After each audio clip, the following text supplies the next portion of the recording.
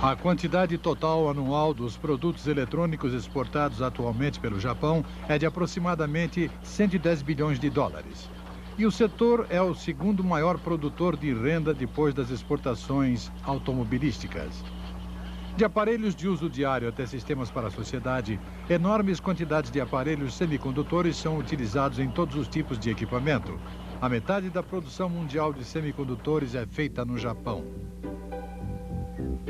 No entanto, logo depois da Segunda Grande Guerra, o Japão não conseguia nem fabricar suas próprias válvulas. Logo depois da guerra, o Japão foi ocupado pelo exército aliado e suas principais cidades estavam devastadas. As indústrias japonesas tinham sido destruídas e os produtos alimentícios praticamente não existiam. As crônicas da época relatam que 10 milhões de pessoas estavam morrendo de fome.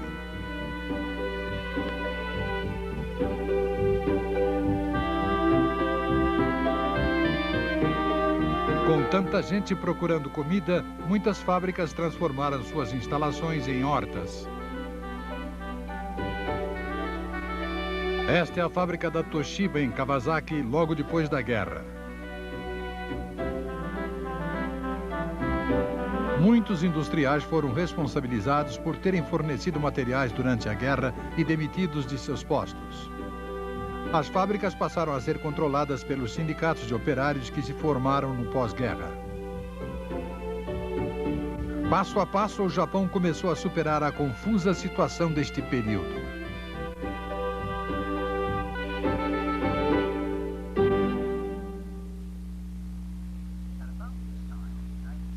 Nessa mesma época, nos Estados Unidos, um importante acontecimento ajudou a lançar a indústria atual dos semicondutores. O nascimento do transistor.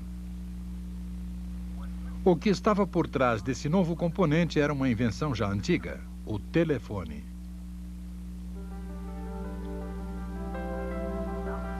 Alexander Graham Bell, que inventou o telefone no começo deste século, fundou a American Telephone and Telegraph Company. Para transformar a voz em impulsos elétricos e enviá-los para lugares distantes, era necessário colocar os cabos telefônicos em todo o território dos Estados Unidos. A incessante demanda das pessoas que queriam falar com outros lugares foi um estímulo para a rápida expansão das redes telefônicas. A rápida expansão do telefone teve como resultado lucros imensos que proporcionaram financiamentos suficientes para desenvolver outras tecnologias inovadoras. No começo havia operadores que faziam conexões manuais para que as pessoas pudessem conversar. Para poder transmitir a voz a lugares ainda mais distantes, foi inventado um tubo a vácuo que amplificava os impulsos. Assim, as redes telefônicas alcançaram uma maior perfeição. O tubo a vácuo, no entanto, teve vida curta. Em 1936, os laboratórios Bell começaram a pesquisar o mecanismo que pudesse substituir o tubo a vácuo.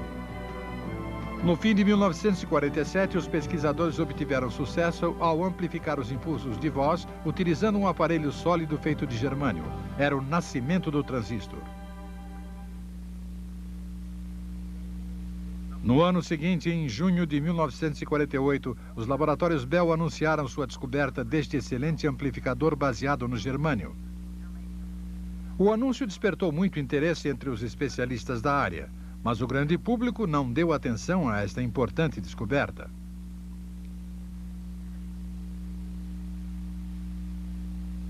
Revistas como a Time e a Newsweek dedicaram apenas meia página ao acontecimento. O artigo do Times disse simplesmente que quando duas agulhas são colocadas em cristais de germânio, tem início um processo de amplificação e que o nome desse novo componente era transistor. Perto do Palácio Imperial em Tóquio, ainda existe o prédio que serviu de quartel-general aos aliados depois da guerra.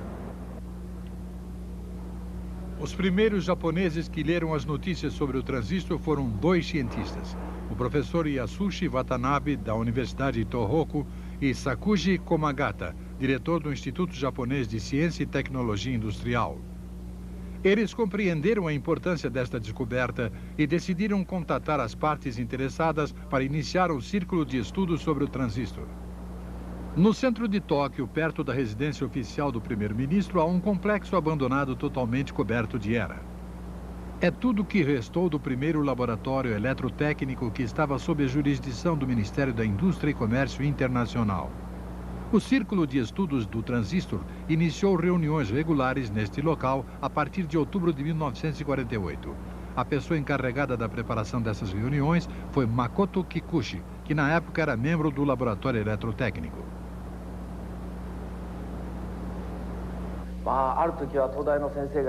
Uma vez um professor da Universidade de Tóquio veio dar uma palestra. Queríamos nos concentrar em um dos pontos e lhe pedimos para que explicasse aquele assunto um pouco mais. A sua resposta foi: nem eu mesmo entendo isso muito bem. O Departamento de Instrução e Informação Civil do Exército Aliado, que estava próximo do quartel-general, era a única fonte através da qual os japoneses podiam ter notícias sobre os últimos acontecimentos da cultura norte-americana, moda, esportes, arte e ciência. Primeiro procurei nos índices de publicações acadêmicas, como Physical Review, mas não havia nada publicado sobre semicondutores. De vez em quando encontrava as palavras semicondutor e transistor e ficava muito contente. Dizia para mim mesmo: acho que encontrei uma referência.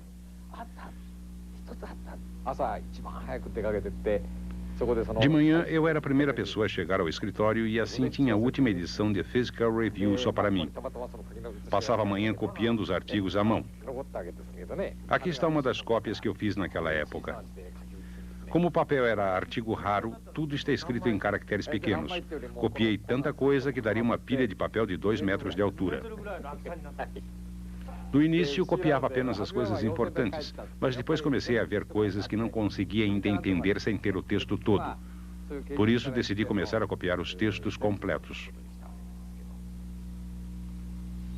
Com base nos poucos dados disponíveis e sem terem um material adequado, os cientistas japoneses começaram a realizar seus próprios testes deste desenvolvimento americano, utilizando métodos caseiros.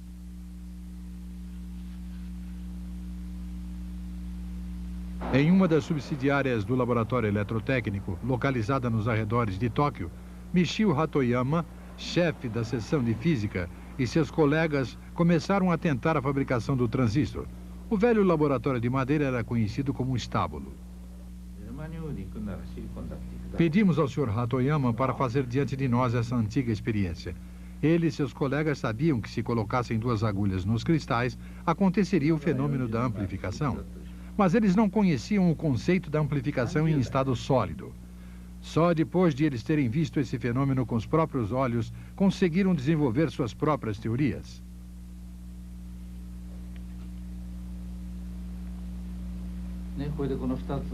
Então, essas 2 agulhas foram colocadas bem próximas. Elas foram unidas assim. Isso é um pouco alto, não é? As agulhas não se tocam. Não, elas estão se encostando. Tudo que eu tenho que fazer é aumentá-las.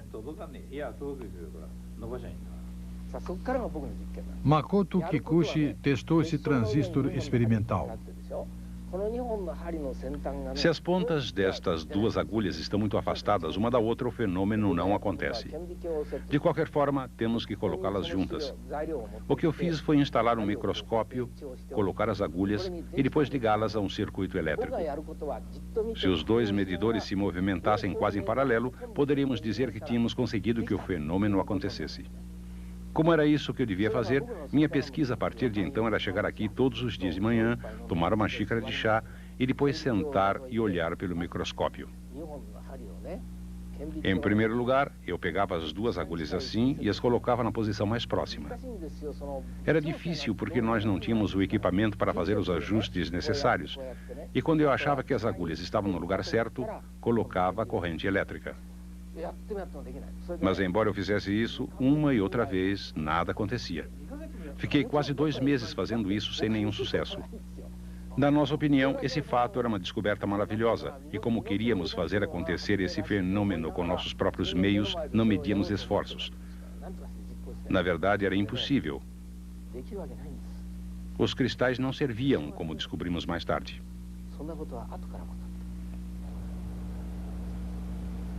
Uma das principais razões que permitiu que os laboratórios Bell produzissem um transistor foi o fato de diversos especialistas já terem feito o trabalho inicial que serviria de base para o desenvolvimento do transistor. Eram especialistas em física, química, metalurgia e engenharia mecânica. Como resultado, os pesquisadores foram capazes de utilizar cristais puros. Logo depois, William Thun desenvolveu seu extraordinário método de refinação de germânio. A descoberta deste método, chamado de refinação de zona, é um acontecimento memorável na história dos semicondutores. Este é um mecanismo de refinação de zona reproduzido para nós pela Universidade de Tohoku. Colocamos o germânio de pureza muito baixa em um recipiente feito de grafita de carvão de alto grau de pureza. Com os dois juntos, dentro de um tubo de quartzo, fazemos circular água de forma que os materiais não se fundam devido ao calor.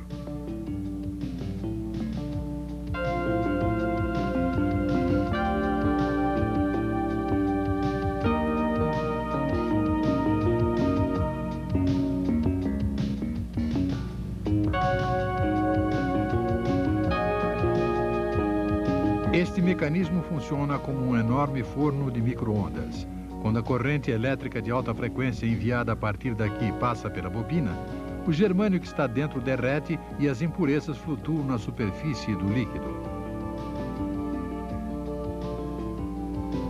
Neste estado, se movimentarmos devagar o recipiente para a esquerda, as impurezas se movimentam para a direita. Enquanto a bobina de aquecimento empurra as impurezas para a superfície, elas são desviadas para o canto direito. Depois, se retirarmos o canto direito, o que fica são cristais de alto grau de pureza. Assim, através do desenvolvimento da tecnologia de refinação de zona, tornou-se possível pela primeira vez fazer cristais de germânio praticamente sem impurezas. Este é Gordon Till, especialista em cristais dos laboratórios Bell. Foi ele quem definiu que o material semicondutor para os transistores tinha que ser cristais simples. Esta é uma experiência de Gordon Till. Ele trabalhou na base da tentativa e erro. Como era impossível manter estável a temperatura do forno, os cristais não se formavam uniformemente e acabavam parecendo um monte de cenouras deformadas. Finalmente, em 1948, foi possível fazer cristais simples e uniformes. A Universidade de Tohoku fez para nós o processo de fabricação de cristais simples.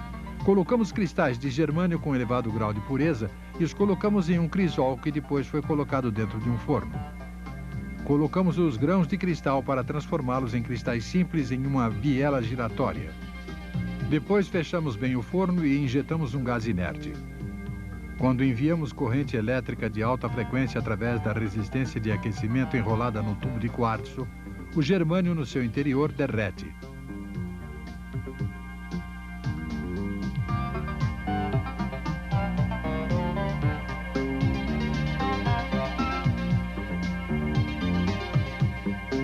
Uma vez que o germânio derreteu completamente, fazemos com que os cristais pequenos entrem em contato com a superfície do líquido enquanto os fazemos girar. Se houver algum erro em relação à temperatura da superfície do líquido, a velocidade de rotação dos cristais pequenos ou a velocidade em que a biela rotatória é levantada, o procedimento não terá sucesso. Se a temperatura for muito alta, os cristais derretem e, se for muito baixa, criam uma crosta. Em 1954, formou-se o Departamento de Eletrônica no Laboratório Eletrotécnico para ampliar o conhecimento existente no Japão sobre semicondutores através de pesquisa aberta. A tarefa dos dois jovens pesquisadores foi, em primeiro lugar, purificar os cristais e depois tentar transformá-los em cristais simples. Isso foi algo revolucionário. O que estávamos tentando fazer era criar uma tecnologia para fazer cristais de um grau de pureza incrível. Isso tinha de ser feito retirando as impurezas existentes dentro do germânio. Nem nós, nem ninguém no Japão tinha experiência nessa área. O forno a vácuo para a fabricação de cristais foi muito difícil de fabricar, mas se não fôssemos capazes de manter a margem de erro da temperatura do germânio fundido dentro de um limite de 1 grau, os cristais não se formariam adequadamente. Se a temperatura ficasse muito alta, ao se mergulhar os cristais pequenos vindos de cima, eles derreteriam. E se a temperatura fosse muito baixa, eles solidificariam e endureceriam, o que também era um mau resultado. Portanto, controlar a temperatura é extremamente importante. Outro ponto importante é que quando a temperatura se eleva a quase 1000 graus centígrados e se deixa que ela haja normalmente, tende a subir e a descer. Isso também é errado. A temperatura deve ser mantida estável. Embora eu diga estável, há ainda uma leve flutuação que foi mantida a 0,1 graus centígrados nas especificações norte-americanas da época. Isso é um excelente controle de temperatura. Quando a temperatura subia, a agulha do medidor tremia. Não tínhamos acesso aos sofisticados equipamentos norte-americanos. Os medidores de temperatura da época eram mais redondos e maiores que este, e tinham uma agulha maior. Quando elevávamos a temperatura, a agulha subia para 500 graus, depois para 800, passando pelo ponto de fusão do germânio até chegar aproximadamente a 1000 graus centígrados. Nesse ponto, abaixávamos um pouco a temperatura. Mas, como podem ver, esta agulha mede de 1 em 1 grau. Portanto, uma medição de 0,1 graus não pode ser determinada. Por esta razão, fomos mal sucedidos em todas as nossas tentativas de fazer cristais. Foi então que colocamos um espelho na base da agulha e, quando colocávamos uma luz sobre ele, a luz refletida era refletida na parede. Se conseguíssemos controlar o lugar em que o reflexo aparecia na parede, se a área de luz se expandisse, a exatidão teria melhorado. De qualquer forma, como parecia ter se tornado maior, tentamos fazer essa experiência. Essa experiência teve bons resultados. No começo, a luz refletida batia no canto do forro, lá naquele ponto. Como eu era o encarregado de fabricar os cristais, tentava qualquer tipo de experiência. O Sr. Denda estava abaixado aqui porque o puxador que modificava a temperatura estava situado aqui mesmo. Ele falava comigo enquanto olhava para a imagem da luz no teto. Quando o ponto de luz chegava aqui, ele dizia: Mr. Kikuchi, a temperatura caiu. Então, nós ajustávamos a temperatura até que a luz chegasse exatamente aqui. Com esse procedimento, conseguimos fabricar cristais simples.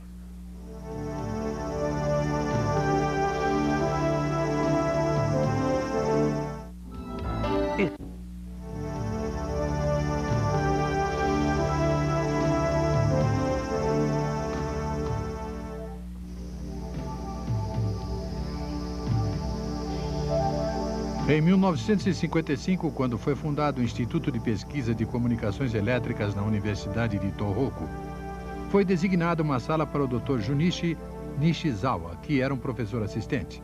Entretanto, como era pequena, a sala foi dividida em 2 níveis. O Sr. Nishizawa filmou este laboratório com uma câmera de 8 milímetros. Com frequência, os pesquisadores caíam desmaiados depois de terem batido a cabeça nas vigas. O laboratório de Nishizawa era conhecido como o submarino. Um transformador gigante do qual saíam 3 grandes cabos dominava a sala.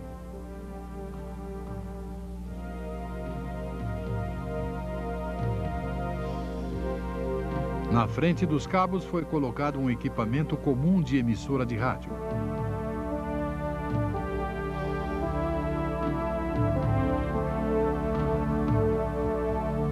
Este é um oscilador gigante feito pelo pessoal do laboratório, construído completamente com peças rejeitadas que eles reuniam. Como não conseguiram resistores que poderiam suportar grandes correntes, utilizaram placas quentes.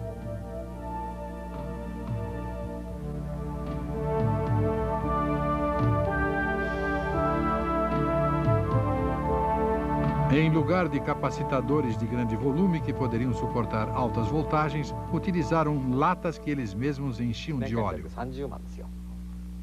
A verba que tínhamos para um ano era em geral de 300 mil ienes. Com essa quantia, compramos as peças e montamos o oscilador. Depois, tudo que precisamos fazer foi feito com muito esforço e sem gastar nada. Passamos por maus momentos, como, por exemplo, tomar um choque elétrico e desmaiar. Quando me lembro disso, fico surpreso por nenhum de nós ter morrido em um desses acidentes. Houve vezes em que eu desmaiei, caí no chão e mais tarde recuperei os sentidos sem nenhuma assistência. O Sr. Shingo Iwase está muito entusiasmado recriando uma experiência que fez quando jovem. Ele tem atualmente 72 anos. O Sr. Iwase foi admitido em 1950 no Instituto Nacional de Pesquisas das Comunicações Elétricas, depois de ter se formado na universidade, e sua tarefa era pesquisar sobre transistores. Ele começou fazendo cristais. Um tubo de quartzo é colocado em uma moldura de madeira. É feito o vácuo no interior do mesmo, ligando-o a uma bomba que retira o ar. Uma resistência de aquecimento feita de cobre através da qual passa uma forte corrente elétrica é enrolada no tubo de quartzo. Naquela época, o método de refinação de zona ainda não tinha sido descoberto. O Sr. Iwase acreditava que se o germânio fosse fundido devagar de baixo para cima, então as impurezas no seu interior subiriam pouco a pouco e a porção pura que permanecesse na base poderia ser utilizada. O problema era elevar a resistência a uma velocidade de apenas alguns centímetros por hora. Neste momento, teve a ideia deste mecanismo. Quando a água é liberada aos poucos do recipiente, este mecanismo permite que a resistência se movimente devagar para cima.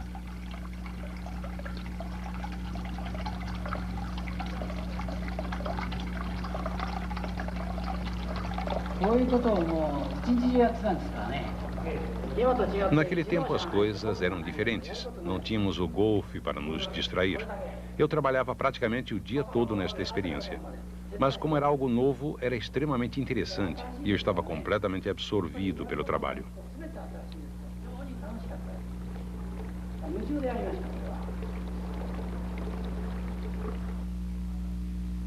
O Sr. Iwase foi a primeira pessoa no Japão a obter sucesso na fabricação do transistor de contato que vemos aqui.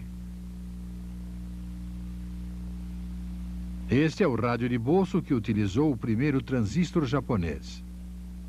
Finalmente, depois de muitas tentativas e erros, o Japão tinha conseguido fabricar um transistor de contato. Mas nessa época, uma nova geração de transistores já tinha sido desenvolvida nos Estados Unidos, porque o transistor contato de ponta teve um sério problema. Este é o transistor contato de ponta 2N104EH, desenvolvido pela RCA dos Estados Unidos, que já era fabricado em série. No entanto, a produção foi suspensa logo depois porque o componente não era adequado para o uso prático. As agulhas saíam facilmente da posição.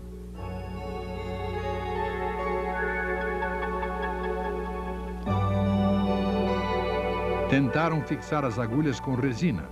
Este é um produto para teste de fabricação envolto em plástico. Através da resina transparente, podemos ver duas agulhas contatando os pequenos cristais de germânio.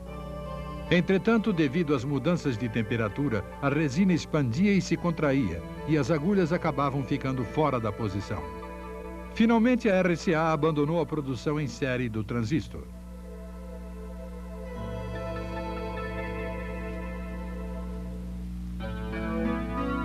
A pessoa que conseguiu resolver esse problema foi William Shockley, dos laboratórios Bell, que imaginou um transistor sem agulha, o transistor de junção. Ele recebeu o Prêmio Nobel de Física em 1956, juntamente com dois colegas, pela teoria deste transistor.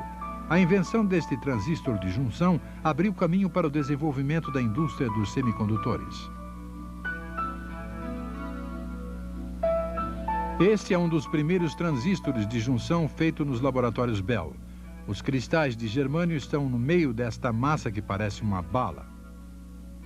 Foram colocadas nele 3 camadas com diferentes propriedades elétricas. Muitos técnicos se esforçaram ao máximo para colocar em prática a teoria de Shockley, mas os primeiros a consegui-lo foram os pesquisadores de cristais. Gordon Till descobriu então o transistor incrementado, um método de fabricação de transistores enquanto colocava cristais simples.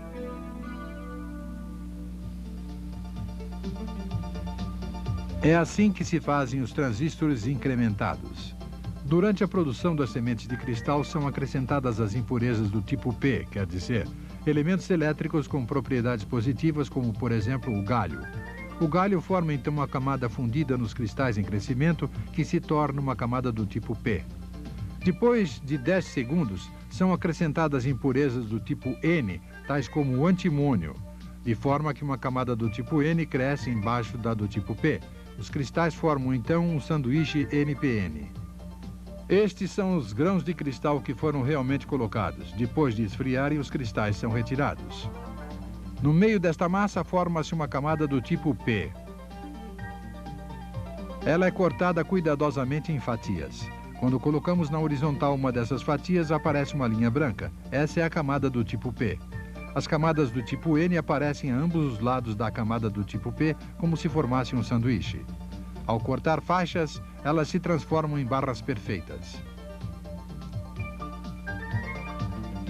Uma delas formou uma pequena barra de cristal com uma camada tipo P exatamente no meio.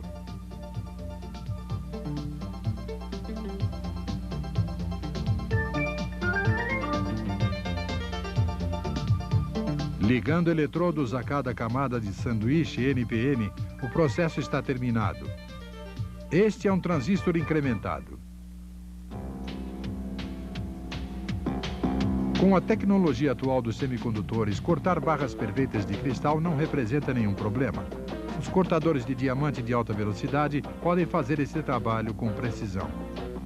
Entretanto, logo depois da guerra, Hiroe Osafune, pesquisador da NSC Corporation, não tinha como comprar ferramentas para cortar o germânio porque não dispunha de fundos para pesquisa. Procurando uma forma de cortar o germânio, ele uniu um cortador a um amolador que tinha sido jogado fora em uma fábrica. Era uma substituição que se quebrava com facilidade e que tinha sido endurecida com pedra de amolar utilizando um agente colante. Quando se pressionava o germânio contra o cortador giratório, o cortador quebrava em pedaços. Para se protegerem das bordas cortantes dos fragmentos quebrados, os pesquisadores se embrulhavam em pano antes de fazer o trabalho.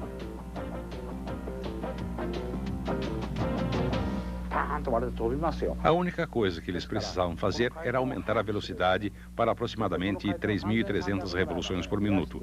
Mas o Sr. Osafune era teimoso. Como não era especialista em máquinas, achou que tudo que precisava fazer era girar o cortador e fatiar. Como não prestou a mínima atenção em coisas como o número de revoluções por minuto, o aparelho quebrou e se desfez em pedaços. De início, fizemos fragmentos de germânio com uma grossura de aproximadamente 5 milímetros e depois os lixávamos até conseguir diminuir cada um deles para 5 milímetros. No começo eram polidos manualmente com lixa. Quando se faz isso, os dedos da pessoa chegam a sangrar. Então dizíamos para alguns dos colegas, agora é a sua vez, porque éramos 8 pessoas. Mas não trocávamos a cada minuto. Cada um de nós chegava a ficar 2 horas polindo. Isso pode ser feito se a pessoa usa um dedo por vez. Íamos trocando à medida que ficávamos cansados. Levava 4 ou 5 dias de trabalho de polimento para reduzir a grossura para 5 milímetros. Não havia outra forma de se fazer isso, pois não tínhamos absolutamente nenhuma verba. Quase na mesma época surgiu outra tecnologia, o transistor de junção de liga. Os dois lados do germânio do tipo N são colocados em forma de sanduíche entre partículas de um material do tipo P, índium, e então é colocado no forno. O índium se funde pela parte interna com os dois lados do germânio, formando uma liga e criando uma camada do tipo P. Como a porção do corpo que permanece no centro é do tipo N, os cristais formam um sanduíche PNP. Para fazer um transistor de liga, as partículas de índium são colocadas em um recipiente feito de carbono grafite de alta pureza. No topo colocamos uma peça de germânio de 3 milímetros por 3 milímetros com uma espessura de 0,5 milímetros. Finalmente colocamos uma tampa com um buraco e depois, através desse buraco, deixamos cair partículas de índium sobre o germânio. Repetimos esse trabalho delicado para todos os transistores. Nessa fase, os transistores são colocados delicadamente dentro do forno. Eles são feitos conforme o número de buracos existentes na placa de grafita e as características de cada um deles são diferentes. Aquecemos durante 20 minutos a uma temperatura de 800 graus centígrados. Como resultado, temos uma liga de índium que forma um sanduíche com germânio. Finalmente, cabos de ouro são conectados a porções da liga para fazer eletrodos. Naquela época, no Japão, essa era a ocupação principal das mulheres que trabalhavam nas fábricas e que eram chamadas de transistor girls. O trabalho de conectar cabos de ouro, um por um, olhando através do microscópio, era um trabalho que requeria paciência e dedos bem treinados.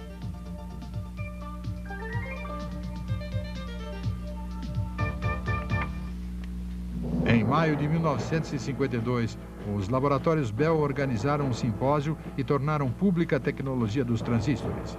Fizeram isso porque acreditavam que a propriedade exclusiva dessa tecnologia poderia ser sancionada pelas leis antitrust. Os pesquisadores japoneses foram para os Estados Unidos assim que essa tecnologia foi colocada à disposição do público. No entanto, quando terminou a fase da pesquisa e começou a fase da produção em série, os pesquisadores japoneses enfrentaram mais uma vez muitas dificuldades porque não possuíam o know-how necessário. Esta é uma fábrica da AT&T Western Electric.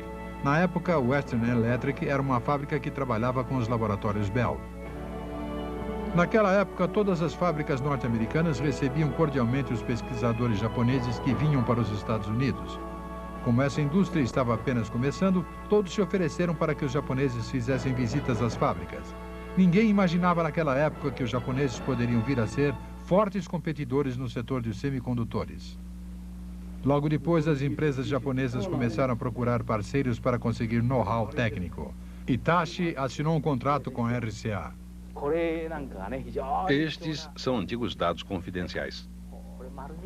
A pessoa que foi para os Estados Unidos fez alguns desenhos muito precisos. Naquela época, não podíamos tirar fotografias porque era proibido usar câmera.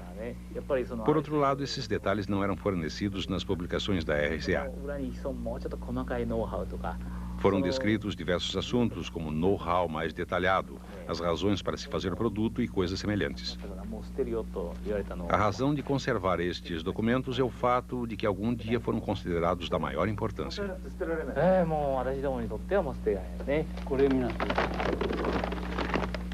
Os documentos enviados dos Estados Unidos eram tratados como assuntos confidenciais nas fábricas.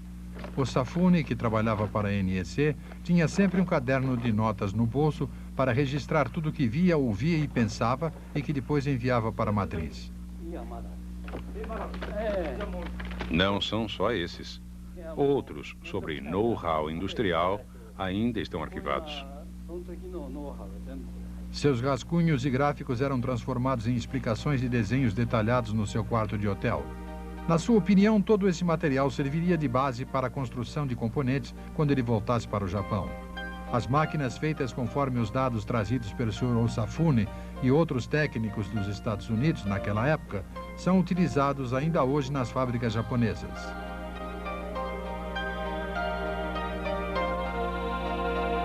O Japão tinha entrado na era da eletrônica. Os transistores não eram apenas utilizados para fins familiares, sendo também incorporados em produtos de consumo. A era da produção em série tinha começado no Japão.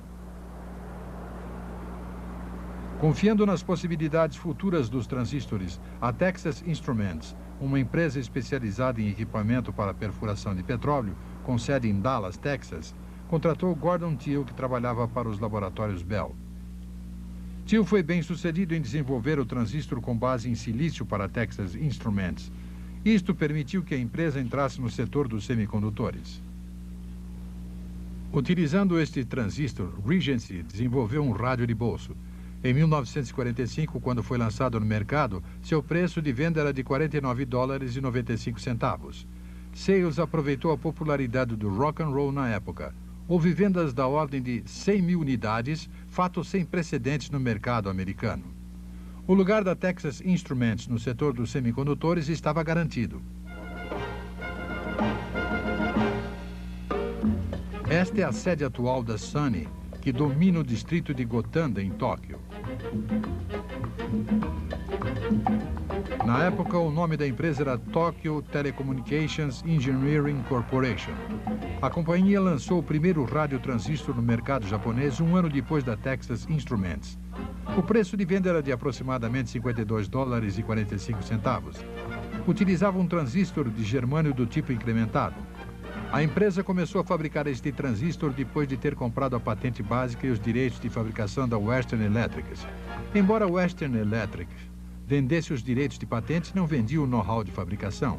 Assim, a Sony teve que desenvolver sua própria tecnologia. Devido à falta de tempo, a Sony começou a produção em série sem fazer qualquer tipo de diferenciação entre os testes de fabricação e a produção. Em 1955, o mambo tornou-se um gênero musical muito popular no Japão.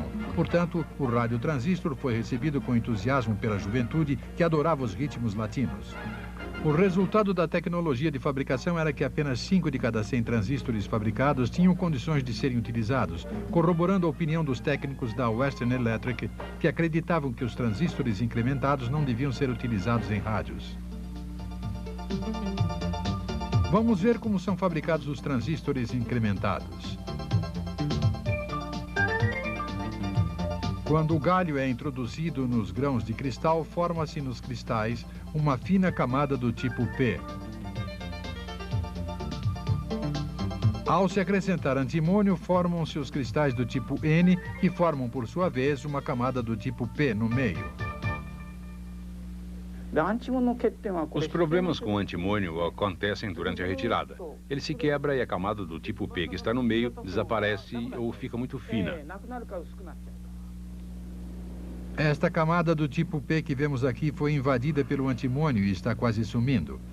Mas se for feita com uma espessura maior para protegê-la, suas características não serão adequadas para utilização na fabricação de rádios. Foram feitas experiências com fósforo, mas nos dados dos laboratórios Bell consta que sua natureza invasiva era similar à do antimônio. Os especialistas que consultaram estes dados chegariam à conclusão que utilizar fósforo é exatamente o mesmo que usar antimônio. Diriam que não vale a pena fazer mais tentativas. Mas os cálculos foram feitos com apenas uma casa decimal. A decisão a ser tomada era se esses dados eram ou não confiáveis. Como eu só acredito na realidade, continuei tentando achar uma solução eu mesmo. Quando se fazia uma liga de fósforo e estanho e se colocava lá dentro, a invasão parava de repente e aparecia uma camada do tipo P de espessura visível. Mais tarde, quando o tempo para a introdução da liga foi diminuindo, a camada tornou-se mais fina. A produção em série começou imediatamente. Como confiavam no seu sucesso, a liga de fósforo e estanho foi introduzida. Ninguém tinha dúvida de que isso funcionaria.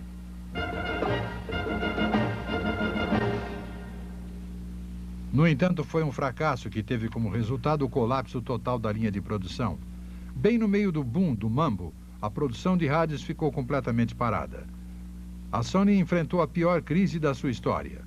A linha de produção entrou em colapso. Era impossível controlar exatamente qual era a quantidade de fósforo que deveria ser colocada. O fracasso foi total. A situação era terrível. Comentava-se que teria sido melhor usar a patente da RCA. Então eu pedi um pouco de tempo e comecei a fazer experiências com o índium e o fósforo.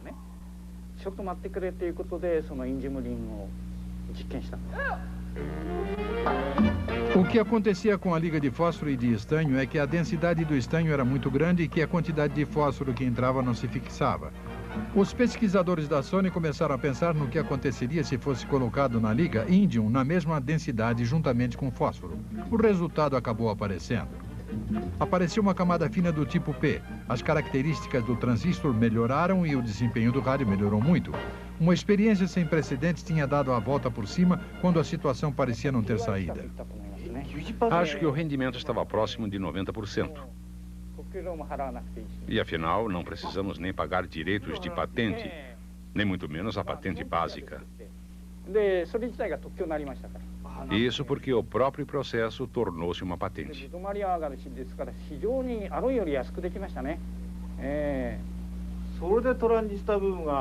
Dessa forma, resolvemos o problema do rádio de transistores da Sony.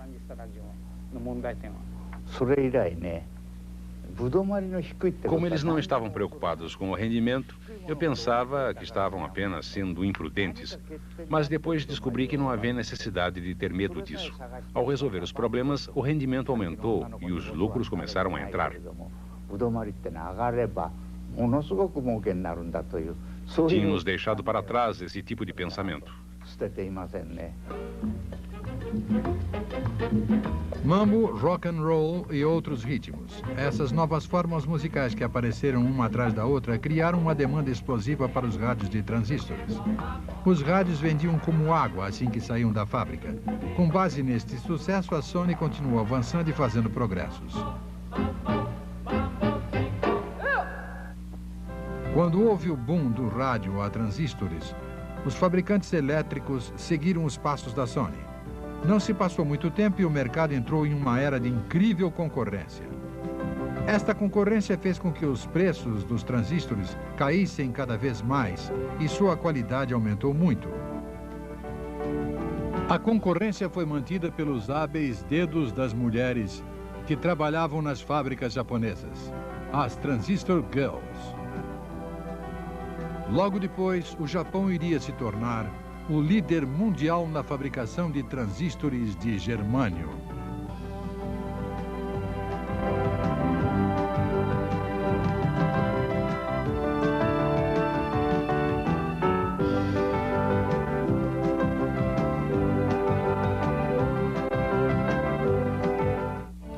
Este programa teve o apoio cultural da Livraria Cultura. É fácil encontrar o livro que você quer.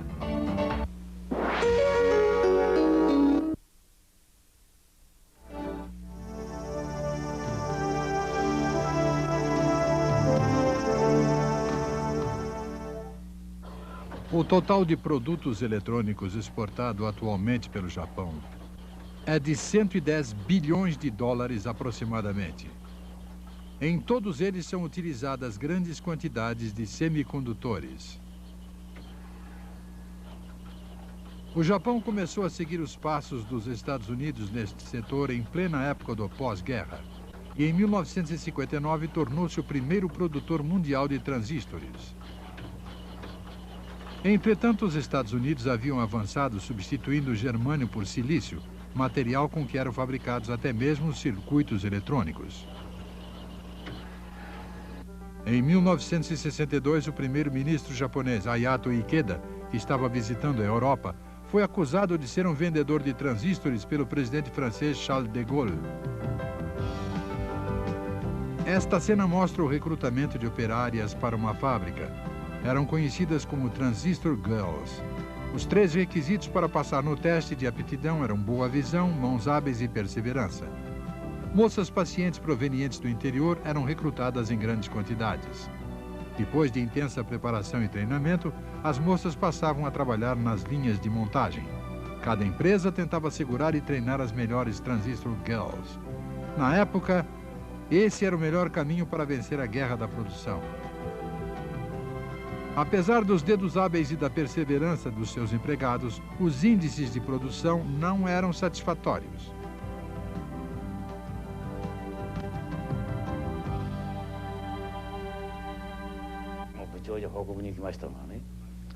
Fui informar o chefe do departamento que o índice de produção de ontem tinha sido 3%.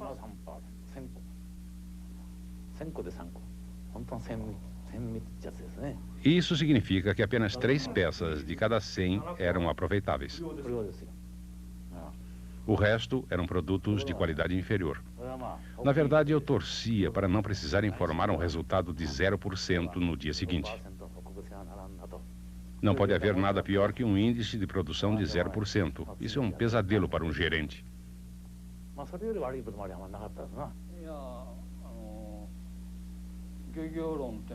A indústria dos semicondutores foi comparada à da pesca pelo fato de nunca sabermos quantos peixes vão cair na rede até que ela seja retirada da água.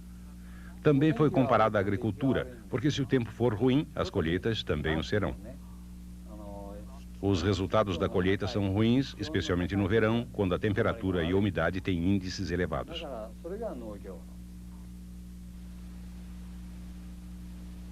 O problema com os transistores de germânio é que eles eram facilmente danificados pela umidade e pelo calor, degradando-se, parando de funcionar e assim criando problemas contínuos.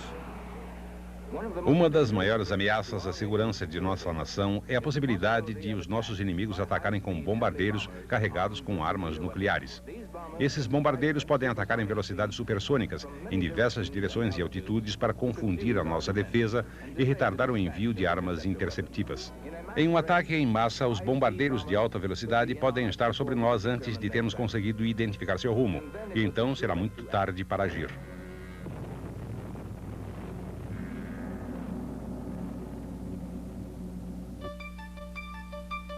As deficiências dos transistores utilizados nos computadores militares eram um grande problema. Durante a Guerra Fria, a procura por um material estável para substituir o germânio passou a ser uma tarefa urgente para os Estados Unidos. O silício não é muito sensível ao calor e, ao contrário do germânio, que é um material escasso, pode ser encontrado em toda parte. Os laboratórios Bell, cujos cientistas trabalhavam para desenvolver um transistor de silício, passou a ser o centro desta pesquisa. Para compensar os problemas do silício, entre eles o fato de ser altamente ativo, foram feitas aqui diversas experiências, como, por exemplo, o método de recobri-lo com uma película de óxido. Carl Frosch e Lincoln Derrick achavam que a única forma de se manipular o silício era recobrindo sua superfície com uma película protetora e, portanto, estavam procurando material que pudesse formar uma película bem forte para ser colada no silício. Em princípio, excluir um oxigênio. Na sua opinião, se fosse utilizado o oxigênio, que tem facilidade para sintetizar com outros materiais, a oxidação não se deteria na superfície e permearia o silício por completo. Mas a ligação do oxigênio ao silício passaria a ser o fator-chave para a sua utilização. Este fato foi descoberto por acaso após a ruptura acidental de uma válvula. Acho que não sabíamos isso na época. Não sabíamos mesmo. Acho que ninguém percebeu que aquilo era uma grande descoberta. Mais tarde, obviamente, os laboratórios Bell fizeram uma publicação afirmando que aquela descoberta foi uma das bases de toda a técnica dos circuitos integrados. Sem isso, não seria possível fazer um circuito. Seria impossível.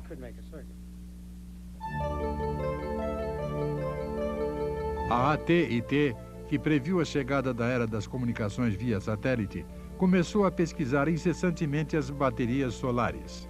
O trabalho de Calvin Fuel e de sua equipe foi um dos mais importantes daquela época.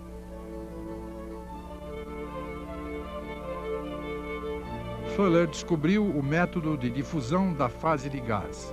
Finalmente, essa descoberta levaria a um ponto decisivo na tecnologia dos semicondutores e faria surgir a indústria moderna do setor.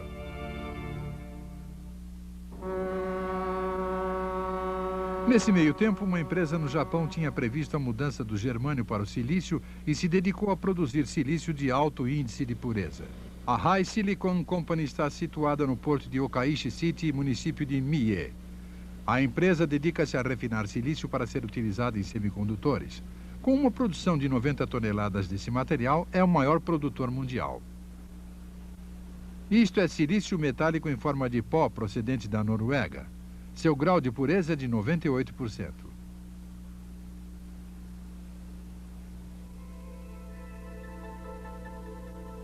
Esse produto é colocado dentro de um tanque misturado com cloreto e transformado em gás de cloreto de silicone, que é então enviado a uma torre de destilação. Enquanto o gás circula continuamente, as impurezas vão sendo retiradas até que o gás passa a ter um elevado grau de pureza, com um conteúdo insignificante de impurezas de uma parte por 100 bilhões. Depois, este gás volta para o estado sólido.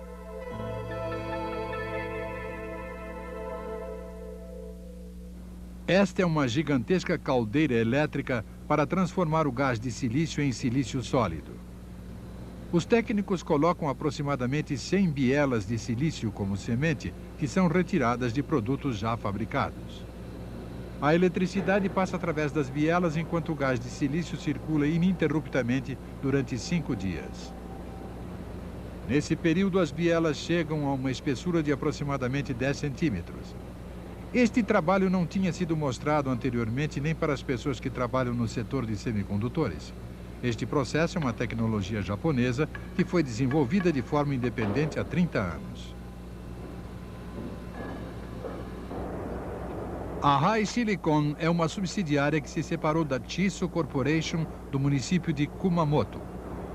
Na época em que desenvolveu esta tecnologia, a Chiso era denominada New Japan Nitrogen Fertilizer Company. Antes da guerra, a empresa tinha uma fábrica no exterior. Depois da guerra, contratou um grande número de repatriados e estava procurando uma nova área de atuação. Os executivos da empresa decidiram trabalhar com silício, que, na sua opinião, certamente poderia substituir o germânio. A pureza do silício tinha de ser de 9 elevado à 10ª ou 11ª potência. O produto não serve se o grau de pureza não estiver em um patamar muito elevado. No entanto, na época, não sabíamos como chegar a esse padrão de pureza. Sua única fonte de informação era um rumor de que a DuPont, nos Estados Unidos, teria usado tetracloreto de silício. Em 1956 foi construído um forno experimental na fábrica de Minamata. Este forno experimental é uma recriação do modelo original. Silício de baixo grau de pureza é fundido com ácido hidroclorídrico, transformando-se em gás que é enviado para o forno onde circula o hidrogênio. O silício se separa e permanece no interior. Depois, injetamos um gás inerte, que não tem poder explosivo, e gradativamente fomos substituindo o oxigênio. Mas quando abrimos a tampa do forno, tudo explodiu. Houve um erro de projeto e o hidrogênio tinha se acumulado. Embora as explosões continuassem, o processo foi pouco a pouco aumentando a pureza do silício dentro do forno.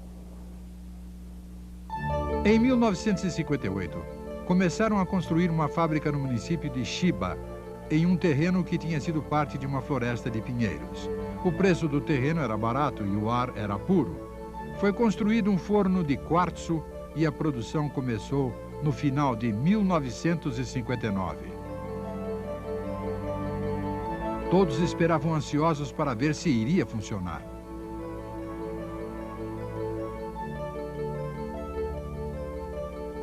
O policristal de silício que eles fabricaram e que tinha um grau de pureza de 10 elevado a 9, foi transformado em cristais simples de silício, utilizando equipamento desenvolvido independentemente.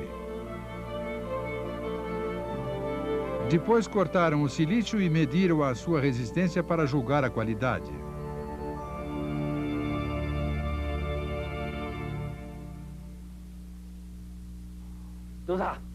Quando o técnico anunciou que a resistência era de 200 ohms, todos perguntaram: esse número está certo?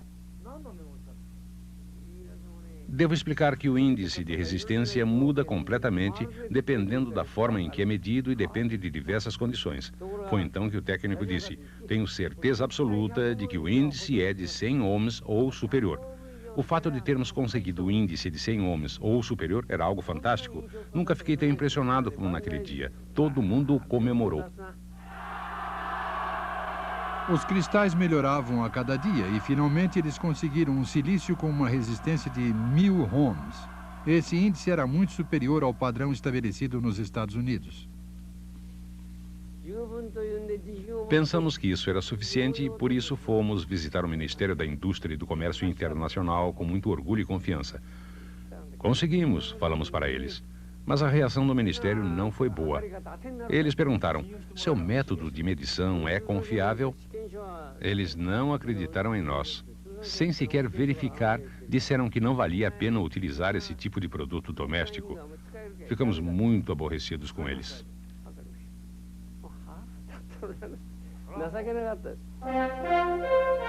Seguindo para o sul pela rodovia que sai de São Francisco, há amplas planícies nos dois lados da estrada.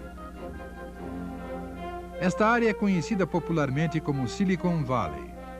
Aqui estão estabelecidas aproximadamente 4.800 empresas, de fabricantes de semicondutores até fabricantes de equipamentos elétricos. O Silicon Valley, que se transformou na maior área industrial para produtos eletrônicos do mundo em 1950, ainda estava cheio de pomares.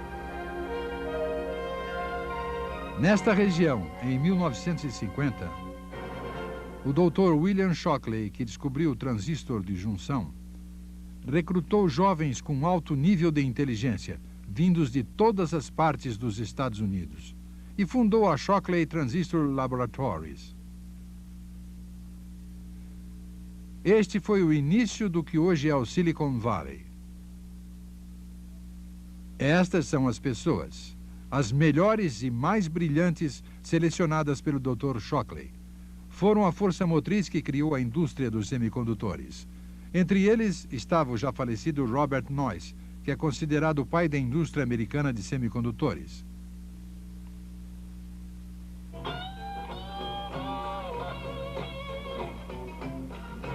Neste prédio estava o laboratório de Shockley. Hoje em dia é uma loja de áudio.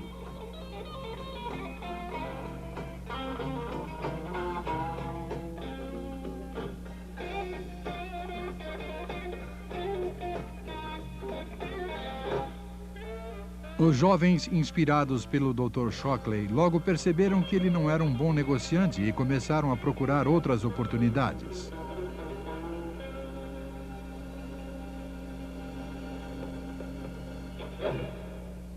Um dos grupos fundou a Fairchild Semiconductor Corporation em 1957. O grupo foi financiado por uma empresa do mesmo nome que fabricava câmeras aéreas. Dirigido por Noyce, o grupo começou a experimentar novas tecnologias.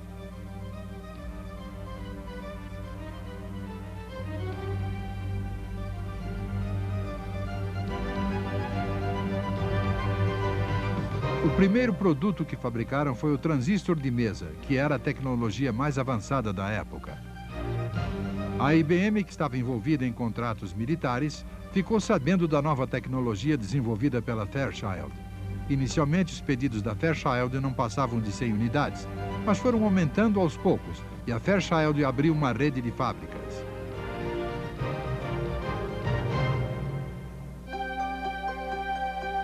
Aqui estão o processo e a estrutura do transistor de mesa da Fairchild. Em primeiro lugar, o silício do tipo N é preparado e colocado dentro do forno de difusão e selado.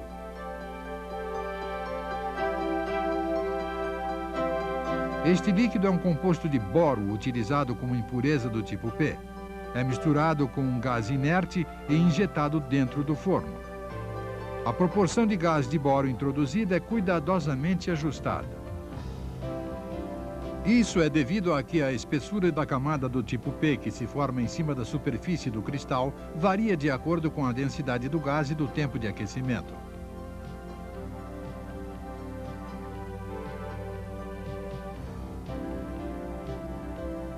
Quando o silício do tipo N é aquecido no gás de boro, forma-se uma camada do tipo P na superfície. O silício com duas camadas, P e N, é então colocado dentro de um forno de oxidação e selado. Ao se injetar vapor, o silício dentro do forno se une ao oxigênio do ar e a superfície é coberta por uma forte película de óxido. Este método foi descoberto por Carl Frosch e Lincoln Derrick.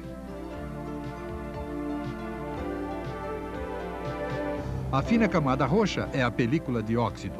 Embaixo dela está a camada tipo P. A camada embaixo é a tipo N. É aberta uma janela na película de óxido e é introduzido um material do tipo N, utilizando novamente o método de fase de difusão de gás. O método para abrir janelas é baseado na tecnologia fotográfica. É aberta também uma janela adjacente para utilização posterior. Quando se acrescenta um filme metálico, as duas janelas se transformam em eletrodos. As porções não necessárias são cortadas e retiradas em formato de mesa, similar a um platô. Então, através do controle do gás, é possível fazer cuidadosamente uma camada do tipo P, o que melhora extraordinariamente as características do transistor.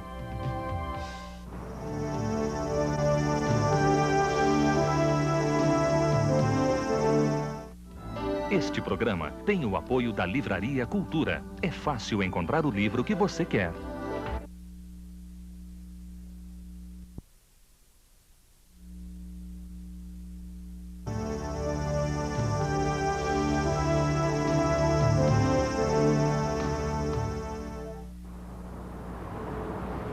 Depois de ter dado início à produção de transistores para uso militar, a Fairchild desenvolveu-se rapidamente.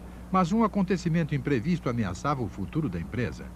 Os transistores de mesa começaram a ter alto índice de falha.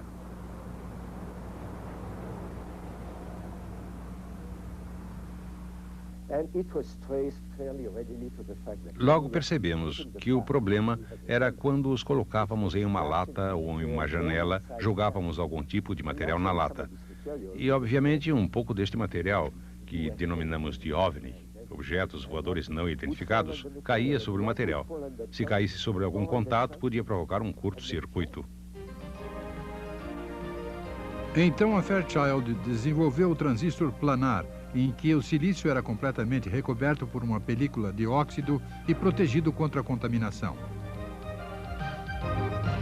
Este é o transistor planar desenvolvido por Gene Herney.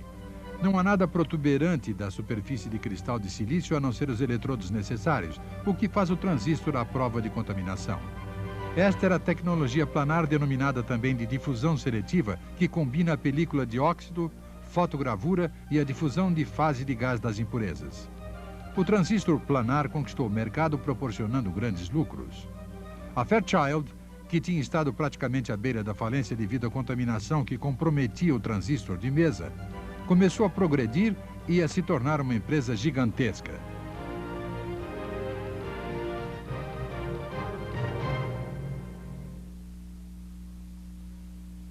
Para fazer um transistor planar, coloca-se uma película de óxido sobre silício do tipo N, juntamente com um agente fotossensível. O diagrama da janela que será aberta na película de óxido é colocado no topo e exposto à luz. Abre-se então uma janela na película fotossensível e aparece a película de óxido. Quando tratada quimicamente, a película de óxido derrete e é retirada, permitindo a aparição do silício. Depois é colocada em um forno de difusão para retirar as impurezas. Um composto de boro do tipo P circula no interior. Da mesma forma que o silício do tipo P no forno, apenas o interior da janela se transforma em tipo P. A camada cinzenta do tipo N transforma-se gradativamente em uma camada azul do tipo P. Acrescenta-se outra película de óxido com um agente fotossensível no topo. De forma a abrir uma pequena janela, é colocado e exposto um diagrama no topo.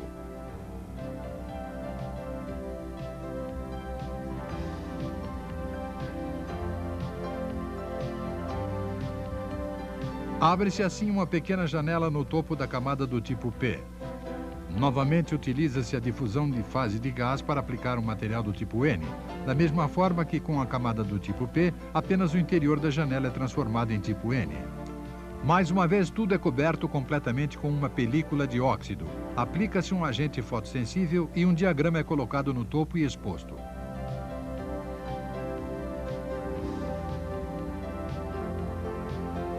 Durante o tratamento, uma camada do tipo N fica protuberante no meio, da mesma forma que a camada tipo P.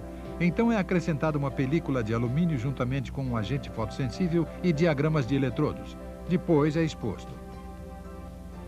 Durante o tratamento, as partes não necessárias são retiradas e permanecem apenas os eletrodos. As únicas partes protuberantes são os eletrodos e todo o resto fica recoberto por uma película de óxido. Esta tecnologia acabou levando ao desenvolvimento do circuito integrado. Jack Kilby tem 69 anos. Em setembro de 1958, ele criou o circuito integrado. Foi ficando cada vez mais patente que era possível fazer qualquer tipo de equipamento. Eu tinha visto o que este material fizera com os transistores. Do mesmo modo, poderia ser aplicado aos resistores diódicos, prepósteros e outros elementos de circuito. Este é o primeiro circuito integrado feito pelo Sr. Kilby e que foi doado para o Smithsonian Institution. Este é o circuito integrado inventado e produzido em série por Robert Noyce. As linhas brancas que aparecem na superfície são cabos para conectar peças. Esses cabos são conectados a transistores e resistores, que foram feitos com uma camada menos e encapsulados em uma película de óxido. Então foi feito um circuito lógico para a computação em pequenos cristais de silício. Este foi o início do verdadeiro circuito integrado. 2 anos antes, em outubro de 1957, a União Soviética lançara o Sputnik, o primeiro satélite construído pelo homem. Os Estados Unidos tentaram desesperadamente acompanhar a Rússia, mas havia claras diferenças na tecnologia dos foguetes.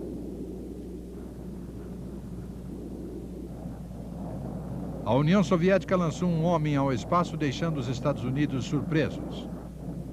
O astronauta Yuri Gagarin ficou em órbita em volta da Terra.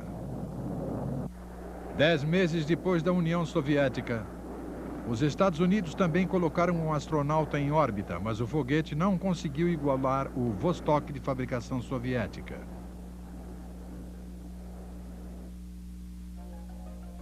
Em desafio à tecnologia do Sputnik, o Ocidente tentou miniaturizar o equipamento eletrônico.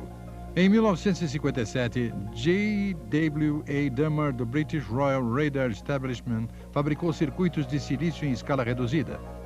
Os técnicos da US Army Signal Research e da RCA desenvolveram os micromódulos. Esta foi uma ideia para diminuir o tamanho dos equipamentos, colocando os principais circuitos necessários em blocos finos que poderiam ser empilhados.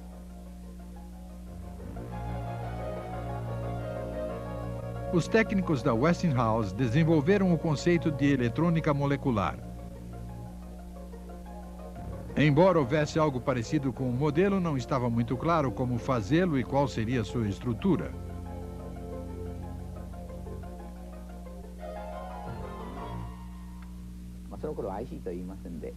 Naquela época, não falávamos de ICIs. Eles eram denominados de circuitos sólidos. Ouvimos falar que eles tinham sido aperfeiçoados, mas os detalhes eram meros rascunhos. O que ouvimos dizer é que alguns circuitos tinham sido colocados dentro de algum material sólido e praticamente essa era a única informação. A primeira reportagem falando sobre a construção do AC apareceu na revista Electronics. Francamente, quando li o artigo, não tinha a menor ideia do que eles estavam falando.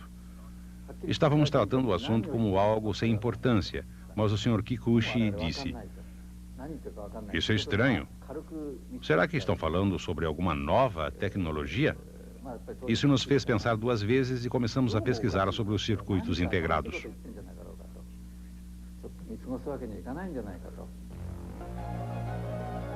No laboratório eletrotécnico, dois pesquisadores começaram a fazer testes de fabricação em um circuito de estado sólido, utilizando tecnologia independente. Este é um memorando técnico escrito em 1960 pela divisão de semicondutores da Mitsubishi Electric. Nele se menciona a eletrônica molecular descoberta pela Westinghouse. O presidente da Mitsubishi Electric, que estava muito entusiasmado pela eletrônica molecular, solicitou o desenvolvimento dessa tecnologia através de um projeto denominado Molectron. Entretanto, naquela época, a Mitsubishi não possuía tecnologia planar. A única coisa que eles tinham era uma tecnologia rudimentar para criar uma resistência em silício utilizando gravura de linha. Os técnicos colocavam parafina sobre a superfície do silício feita de 2 camadas PN e depois a riscavam com uma ponta de aço. Quando mais tarde era submergida em fluido apropriado, a parte sem parafina apresentava resistência e seu valor era determinado pelo comprimento do risco. Em janeiro de 1961, a equipe de Tarui Denda, do Laboratório Eletrotécnico, concluiu um circuito de estado sólido depois de árduo trabalho.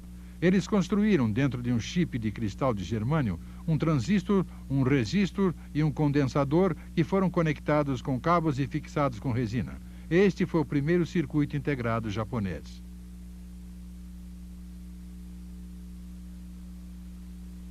Continuando o trabalho do laboratório eletrotécnico, a Mitsubishi Electronic realizou diversos testes de fabricação de moletrons.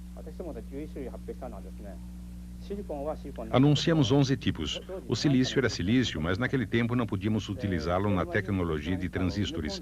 Portanto, para fazer isso, abrimos um buraco no silício para inserir nele um transistor de germânio. Em outras palavras, o circuito integrado não tinha sido formado molecularmente, tinha sido apenas colado. Era algo falso. Isso causou problemas, porque diversas vezes fomos questionados por pessoas como o Dr. Denda. Como foi feito o seu Molectron? Estávamos tão envergonhados que preferimos não responder. Esta é a patente do transistor planar. Foi também a tecnologia básica para os circuitos integrados. Utilizando esta patente como arma, Robert Noyce, da Fairchild, solicitou ao Ministério da Indústria e do Comércio Internacional para autorizá-lo a produzir semicondutores no Japão.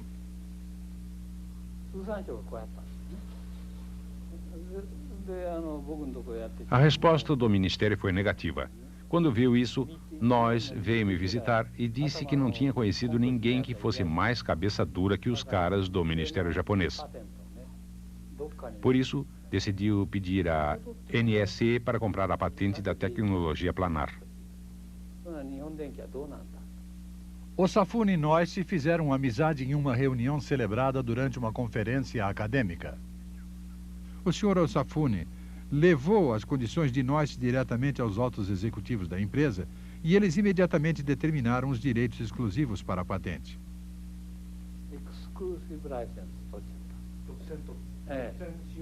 Conseguimos uma licença exclusiva. Uma vez feito isso, ficou impossível até mesmo para a Fairchild exportar para o Japão. Todos os outros fabricantes ficaram contra nós. Mas, na minha opinião, quem ficou mais furioso foi a Hitachi.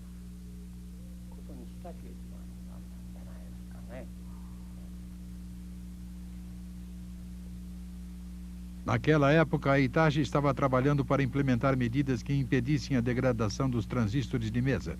Ao abri-los, é possível ver os cristais de silício no seu interior. A equipe da Hitachi estava tentando eliminar a contaminação, tratando mais tarde a superfície dos cristais transistores já prontos.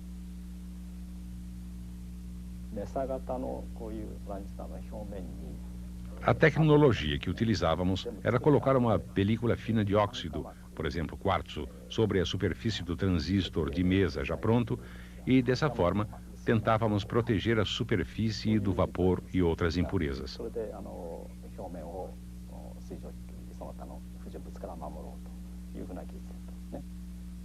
Prontos os transistores, o tratamento pelo calor tinha que ser feito em temperaturas baixas.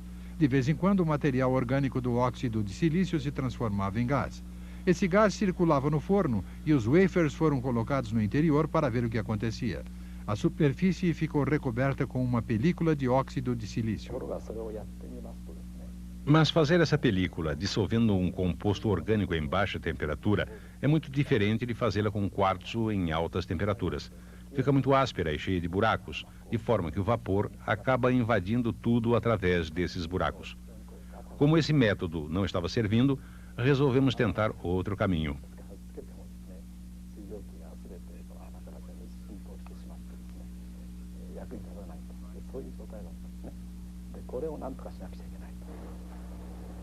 Desta vez, eles acrescentaram uma película metálica em cima do óxido de silício e o colocaram no forno para utilizar o fenômeno em que dois materiais muitas vezes se fundem quando aquecidos juntos em baixas temperaturas.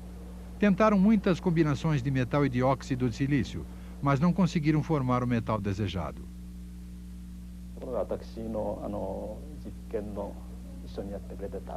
Mas um jovem que trabalhava comigo na experiência, certamente para ver o que acontecia, colocou algumas partículas de chumbo em uma placa de quartzo e as aqueceu em um fogareiro.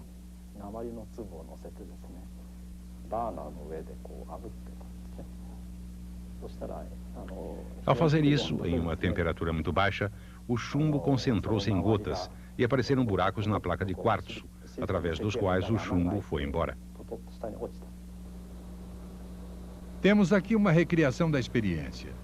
Coloca-se uma bola de chumbo em um pequeno prato de cristal de quartzo. Quando colocado sobre a chama, o chumbo espelha uma fumaça branca e começa a queimar. Em seguida, o cristal de quartzo também começa a queimar, juntamente com o chumbo. E o fundo do recipiente derrete como se fosse açúcar e cai. Isso mostra que, quando uma película de óxido é feita com metal em baixas temperaturas, ela se transforma em uma película de alta densidade. Foram os técnicos da fábrica que tiveram a ideia de utilizar este método como meio de enfrentar a patente planar. Decidiram retirar a película de óxido e aplicar uma nova película para criar um transistor baseado na tecnologia de passivação de superfície em baixa temperatura. No entanto, ao tentar a produção em massa, a tecnologia teve de enfrentar imensas dificuldades que não tinha enfrentado no estágio de testes de fabricação.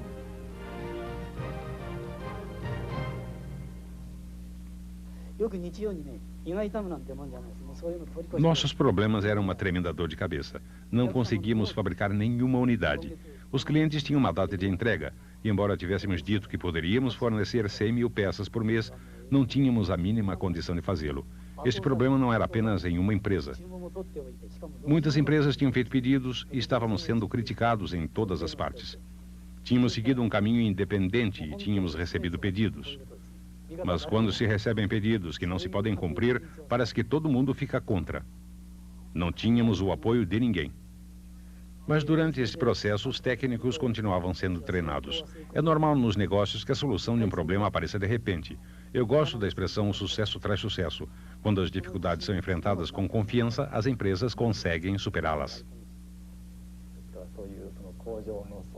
Na minha opinião, foi a determinação e o trabalho das pessoas que estavam na liderança nas fábricas naquela época que conseguiram implantar no Japão a indústria dos semicondutores.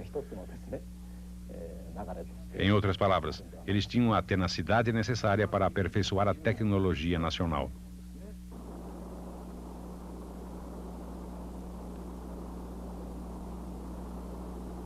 No dia 16 de julho de 1969, a Apollo 11 foi lançada em direção à Lua.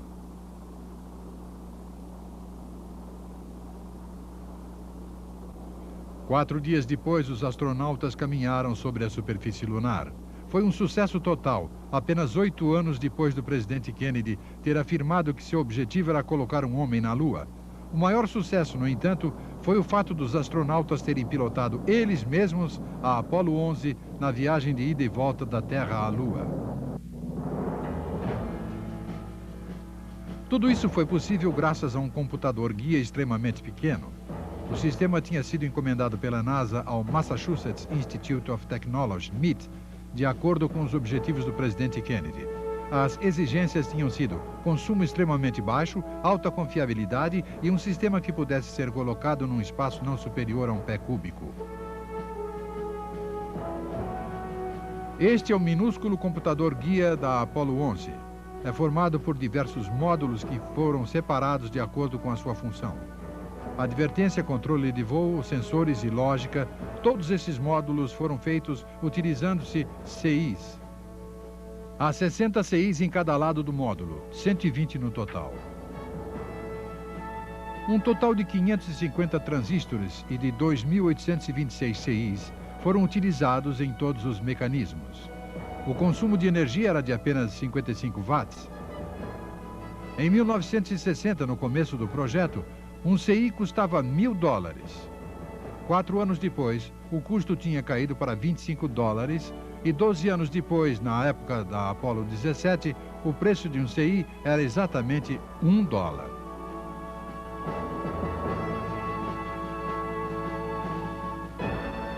Devido ao projeto espacial americano e aos projetos de defesa nacional, o custo dos CIs despencou enquanto seu desempenho melhorava sensivelmente.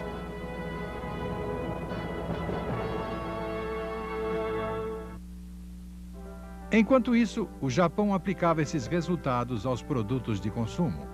O Japão desenvolveu itens de consumo que utilizavam grande quantidade de semicondutores, como, por exemplo, rádios, TVs e gravadores.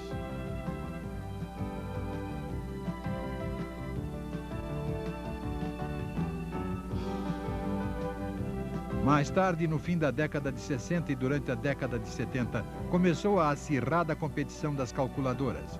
A competição aumentou a demanda para enormes quantidades de CIs, fazendo com que o setor de semicondutores do Japão continuasse a se desenvolver tecnologicamente.